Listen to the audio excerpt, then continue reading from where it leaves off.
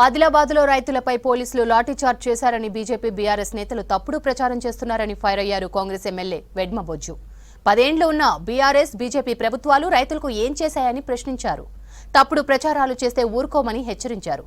నకిలీ విత్తనాలు అమ్మే యజమానులకు రైతులతోనే దేహశుద్ధి చేయిస్తామన్నారు వెడ్మ బొజ్జు. ఆదిలాబాద్ జిల్లాలో రైతులపైన లాఠీచార్జ్ అనే విషయాన్ని ఏదైతే వాళ్ళు ప్రస్తావించారో దాన్ని తీవ్రంగా ఖండిస్తున్నాం. ఎందుకంటే వాస్తవానికి కేటీఆర్ లాంటి మనుషులు, హరీష్ రావు లాంటి మనుషులు నిజ నిజాలు తెలుసుకొని మాట్లాడాల్సిన అవసరం ఉంటుంది. అవి ఏవి తెలుసుకోకుండా ప్రభుత్వాన్ని బదనం చేద్దామనే ఆలోచనతో ప్రజలందరినీ కూడా పక్కదారి పట్టించే విధంగా మాట్లాడడం నిజంగా చాలా విడూరంగా ఉంది. విత్తనాలు వచ్చినాయి సరే, అందరూ ఒకేసారి నిరుగు దగ్గర రాగానే చాలా మంది రైతులు కుప్పకూలంతో నిన్న కూడా అక్కడ పోలీసులు స్వయంగా పెట్టేసి ఒక క్యూ లైన్ నిల్చోవాలి, గొడవలయ్యే పరిస్థితి ఉంది. ఆలోచనతో పోలీసులు పెడితే దాన్ని లాఠీ చార్జ్గా చిత్రీకరించి మరి ప్రభుత్వాన్ని బదలాం చేయాలనుకుంటున్నారు.